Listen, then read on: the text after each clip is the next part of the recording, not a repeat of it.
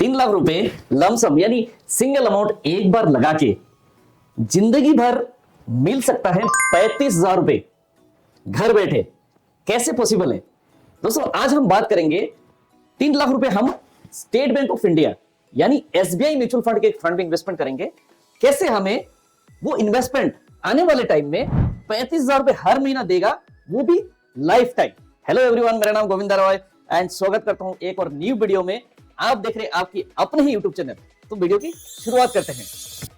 दोस्तों, अगर हम बात करें आज की डेट में, हर कोई व्यक्ति अमीर बनना चाहता है, लेकिन अमीर बनने के लिए जो चीज करना है वो फॉलो नहीं करता। आज की डेट में अगर हम बात करें, एक अमीर व्यक्ति वो हमेशा अमीर ही बनता जाता है, लेकिन एक लोअर मिडिल क्लास एंड गरीब व्यक्ति वो हमेशा उसका स्टेटस वही रहता है या तो और गरीब बन जाता है। क्यों? ऐसा क्यों? क्योंकि पैसा इनकम करने के बाद उस पैसे से आप करते क्या हो वो डिपेंड करता है। आज के डेट में अगर हम बात करें, एक अमीर व्यक्ति वो करता क्या है? अमीर व्यक्ति जो भी इनकम आता है उसका एक पार्ट जो है सबसे पहले वो ऐसे जगह पे इन्वेस्टमेंट करता है जो पैसा ही उसको पैसा बना के दे। लेकिन उसके उल्टा अगर हम देखें, एक लोअर मिडिल क्लास एंड गरीब व्यक्ति करता क्या है? जब भी सैलरी आती है या तो इनकम आता है, वो सबसे पहले अपना क्या करेगा? क्रेडिट कार्ड की बिल भरेगा, पर्सनल लोन की ईएमआई भरेगा, क्रेडिट कार्ड लोन की ईएमआई भरेगा। मतलब आज के डेट में अगर आप बोलोगे कि ईएमआई की चक्रव्यूह में फंसा हुआ है, वो करता क्या है? अमीर व्यक्ति एसेट खरीदता है एंड वो क्रेडिट कार्ड एंड लोन खरीदता है। इससे होता क्या है? पूरा जिंदगी भर उसी के चक्रव्यूह में फंसा रहता है, एक लोअर मिडिल क्लास और गरीब व्यक्ति। और वो कर क्या रहा है आज के डेट में? बैंक को ही अमीर बना रहा है और खुद वही स्टेटस मेंटेन हो रहा है या तो और गरीब बनता जा रहा है। लोअर मिडिल क्लास एंड गरीब व्यक्ति करता क्या है? अपने हैसियत से ज्यादा वो लोन ले लेता है। उससे क्या होता है कि उसके बर्डन ऊपर आ जाता है। जैसे ही सैलरी आती कुछ आती है, सिर्फ और सिर्फ वो लोन और ईएमआई दे देते परेशान हो जाते हैं पूरी जिंदगी भर। एक अमीर व्यक्ति करता क्या है? अमीर व्यक्ति को उसको पता है कि इन्फ्लेशन यानी महंगाई को कैसे बीट किया जाए। उसके लिए वो करता क्या है? ऐसे प्रोडक्ट में इन्वेस्टमेंट करता है जो महंगाई को बीट करे यानी इन्फ्लेशन को बीट करे। बट एक लोअर मिडिल क्लास या गरीब व्यक्ति, क्या मेन क्या चीज है कि एजुकेशन की, फाइनेंशियल एजुकेशन की कमी है। वो करता क्या बेसिकली? एक पीपीएफ हो गया, एलआईसी हो गया, जैसे सुकन्या हो गया, आरडी, एफडी हो गया।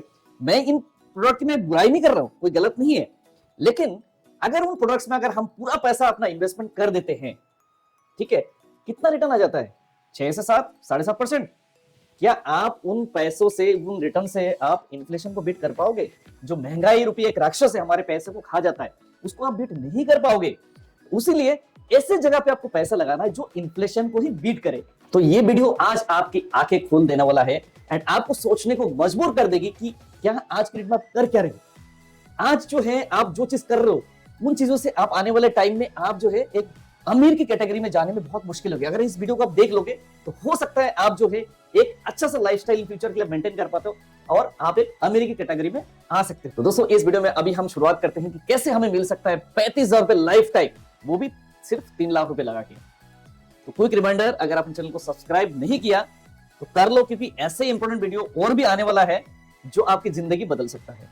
और बेल आइकन को जरूर हिट कर देना ताकि आपको नोटिफिकेशन मिलता रहे। चलिए वीडियो की शुरुआत करते हैं। दोस्तों, अगर मैं यूं कहूं कि आज आपके पास क्या 55 लाख रुपए है, आपके पास अगर 55 लाख रुपए है तो आज के डेट में भी आप इस 55 लाख से एसडब्ल्यूपी आप स्टार्ट कर सकते हैं, राइट? तो अगर आपके पास पैसा एक मुश्त नहीं है तो हमें करना क्या होगा? जैसे हमारे ये 3 लाख रुपए है, ठीक है, तो आपके पास पैसा उतना अमाउंट है नहीं, तो आपको क्या करना पड़ेगा? टाइम देना पड़ेगा, ठीक है। तो आप ये जो 3 लाख रुपए हमारा है, उस 3 लाख रुपए को हमें करना क्या है? उस 3 लाख रुपए को हमें एसबीआई म्यूचुअल फंड की एक इक्विटी स्कीम में, यानी हमारा पैसा जो म्यूचुअल फंड्स में लगेगा। मैं आपको बीच में बोलना चाहूंगा, म्यूचुअल फंड में कोई भी इन्वेस्टमेंट होता है वो मार्केट की रिस्क के ऊपर होता है, ठीक है। म्यूचुअल फंड में कोई भी चीज गारंटेड नहीं होता, ये आप दिमाग में गांठ बांध लीजिएगा। लेकिन अगर हम पास्ट हिस्ट्री के हिसाब से हम देखेंगे तो म्यूचुअल फंड ने हमेशा इन्फ्लेशन को बीट किया, यानी महंगाई को हमेशा बीट किया है। तो हम इस म्यूचुअल फंड के पहले फंड का परफॉर्मेंस देखें कि कितना म्यूचुअल फंड ने परफॉर्मेंस दे रहा है, ठीक है। और उससे पहले भी मैं आपको रिमाइंड करना चाहूंगा कि ये वीडियो सिर्फ और सिर्फ एजुकेशनल पर्पस के लिए है, कोई भी बाई सेल का मेरे तरफ से कोई रिकमेंडेशन नहीं है, ठीक है। अगर हम बात करें स्टेट बैंक ऑफ इंडिया यानी एसबीआई म्यूचुअल फंड की, जो फंड है, जिस फंड में हमें अगर इन्वेस्टमेंट करें आज के डेट में, तो ये है SBI large and mid cap fund.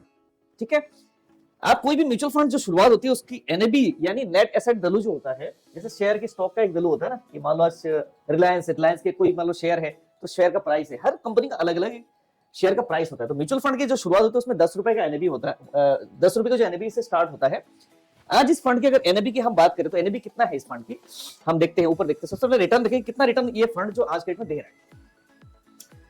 तो एनुअलाइज्ड रिटर्न की अगर बात करें, आप देख सकते हैं इसमें 26%। अगर एक साल का रिटर्न इस फंड ने जो दिया है वो दिया है 26%। ठीक है, 2 साल का रिटर्न है 22% है, 3 साल का रिटर्न जो 18% है, और शुरू से अभी तक का हमारा जो इस फंड ने जो रिटर्न दिया है वो दिया है 18%, यानी 18%। शुरू से अभी तक का जो इस फंड का रिटर्न है वो 18% है। SBI mid and large cap fund. ठीक है, large and mid cap fund. इस फंड की अगर इक्विटी की होल्डिंग की बात करें, यानी 93.31, ठीक है, इतने परसेंट जो इक्विटी में पैसा लगा है, स्टॉक मार्केट में पूरा पैसा ये लगा हुआ है।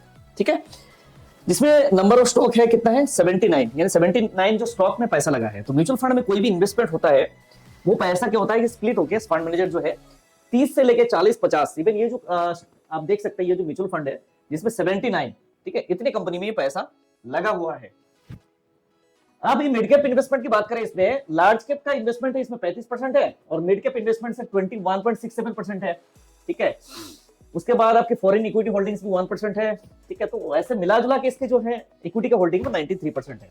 ठीक है, अब हम आगे देखते हैं टॉप 10 जो स्टॉक है जिनमें पैसा लगा है इस फंड में। अगर पैसा टॉप 10 स्टॉक की है, आप देख सकते हैं एचडीएफसी बैंक लिमिटेड है, रिलायंस इंडस्ट्रीज है, ठीक है, उसके बाद स्टेट बैंक ऑफ इंडिया है, आईसीआईसी बैंक है, HDFC asset management company limited है, कोफोर्ज है, अबाउट इंडिया है, इंफोसिस है, कोटक महिंद्रा बैंक एंड अशोक लेलैंड। इस फंड में भी आपका जो पैसा है वो स्टेट बैंक ऑफ इंडिया में पैसा लगा है। ठीक है, आप लोगों को पता है स्टेट बैंक ऑफ इंडिया भी स्टॉक है। ठीक है, उसमें भी पैसा लगा है इस फंड में। अगर हम करंट एनएबी की बात करें, जो एनएबी हम बात करें वो है 611.3066%, यानी 611 रुपए की एनएबी आज के डेट में ये चल रहा है इस फंड की। ठीक है, अब रैंकिंग देखें तो क्रिसिल का रैंकिंग है, इसमें 3 स्टार का रैंकिंग है। राइट, तो ये फंड आपको आपके सामने प्रेजेंटेशन देने का मतलब यह है कि इस फंड में अगर हम पैसा लगाते हैं, ठीक है, तो हमारा एनुअलाइज्ड रिटर्न कितना आ रहा है, 18% आ रहा है आज के डेट में, अगर शुरू से अभी तक का रिटर्न जो है इस फंड दे रहा है। ठीक है, अब हम इसमें अगर पैसा लगाते हैं, हम एज्यूम करते हैं 18 के बजाय सिर्फ 15% का एज्यूम करते हैं। ठीक है, और ये जो है ये पैसा अगर हम नेक्स्ट 21 साल के लिए, यानी 3 लाख रुपए इस फंड में अगर हम इन्वेस्टमेंट करते हैं अगले 21 साल के लिए, कि हमारे पास अभी 55 लाख रुपए तो है नहीं ना, नहीं है, तो हमें टाइम देना पड़ेगा। देखो कोई भी इन्वेस्टमेंट होता है ना, आपको टाइम देने की जरूरत है। आप एफडी भी करते हो 1 साल के लिए, 1 साल टाइम देते हो, 2 साल है ना, 3 साल है ना, तो ये क्या होता है, सेफ इन्वेस्टमेंट होता है, फिक्स होता है, सेफ इन्वेस्टमेंट। लेकिन ये जो जितने भी आपकी स्टॉक मार्केट में इन्वेस्टमेंट या तो म्यूचुअल फंड में इन्वेस्टमेंट होते हैं, इनमें क्या आपको टाइम देने की जरूरत है।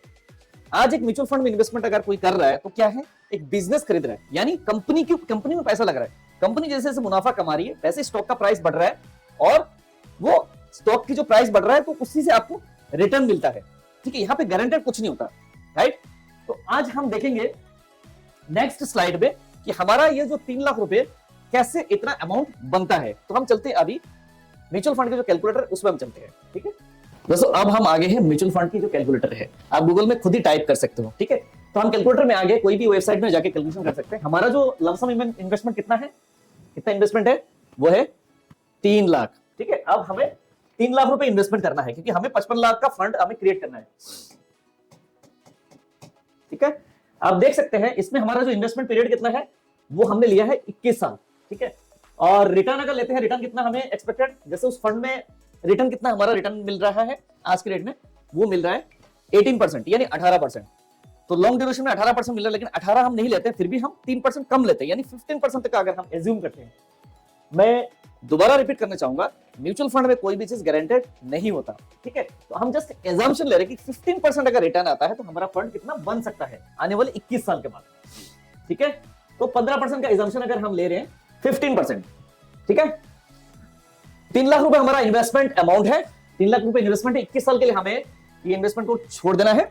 लमसम अमाउंट जो हमारा कॉर्पस बनता है, जो हमारा इन्वेस्टमेंट अमाउंट बन रहा है, कितना बन रहा है 56.46 लाख, यानी 56 लाख रुपए करीब हमारा वैल्यू बन जाता है।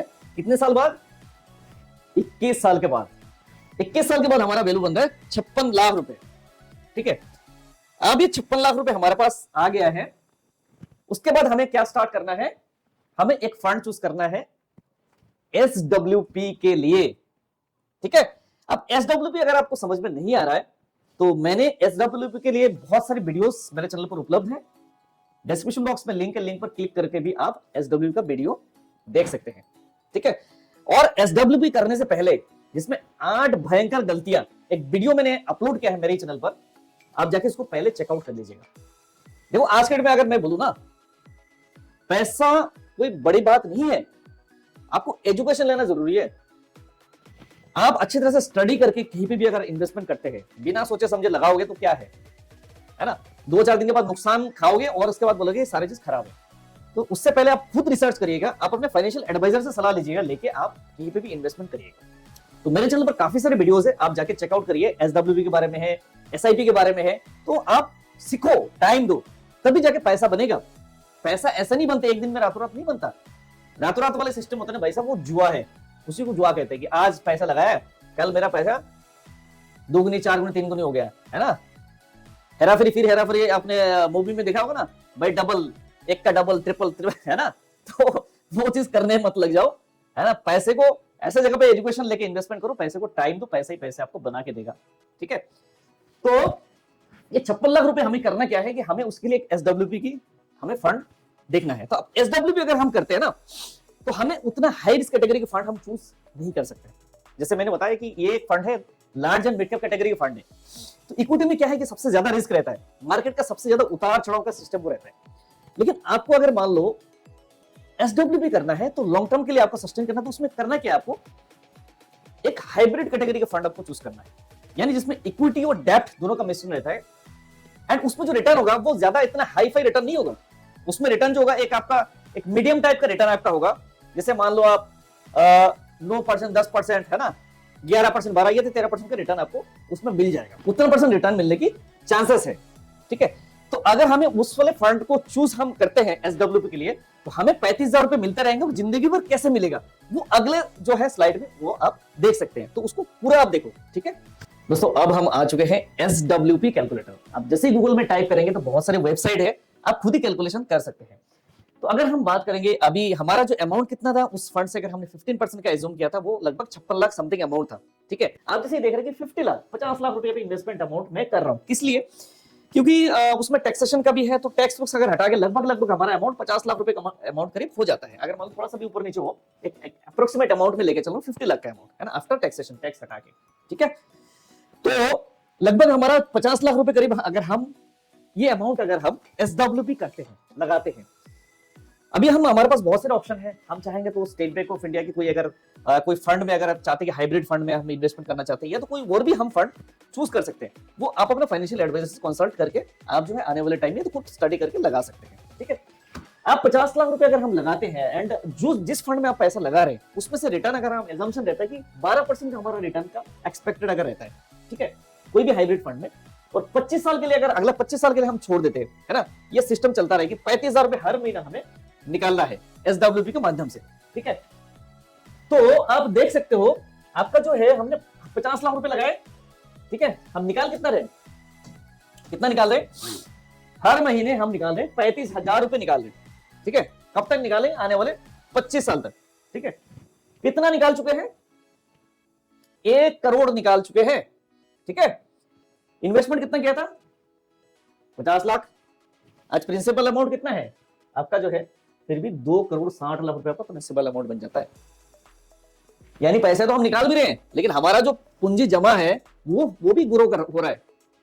इन्फ्लेशन भी तो है, तो इन्फ्लेशन साथ साथ जो है आपका पैसा भी इधर ग्रो हो रहा है। ठीक है, आप कहते हो भाई 35,000 तो आने वाले टाइम में इन्फ्लेशन भी, महंगाई भी है, तो आप इस अमाउंट को आप अपने हिसाब से थोड़ा करके आप इंक्रीज कर सकते हो। ठीक है, एकदम से आप इंक्रीज करोगे तो फंड आपको माइनस, मतलब ज्यादा निकालोगे तो भैया क्या होगा, इन्वेस्टमेंट में तो रहना चाहिए, तो भी तो ग्रो होगा ना।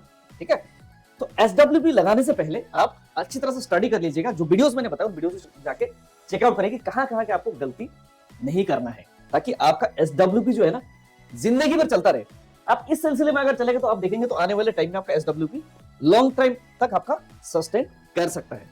ठीक है, तो दोस्तों ये था एग्जाम्पल, जो एक SWP अगर आप करते हैं, है ना, 3 लाख रुपए लगा के इसको आप छोड़ देते हैं 21 साल के लिए, जो फंड बनता है उसी फंड में से अगर आप SW भी चालू करते हैं 35,000 रुपए निकालना हर महीने, तो ये लॉन्ग टर्म तक आपका सिलसिला चल सकता है, राइट। उससे पहले आप स्टडी जरूर करिएगा, उससे बाद ही आप लगाइएगा।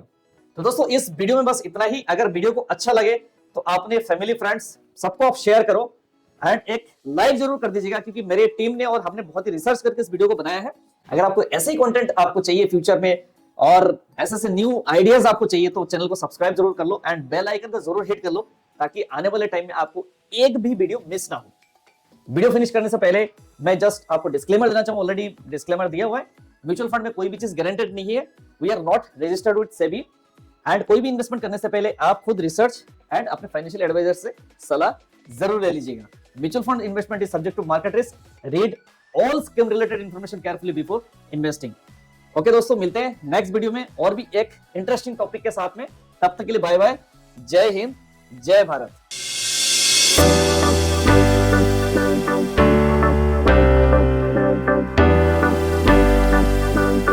Mutual fund investment is subject to market risks. Read all scheme related information carefully before investment.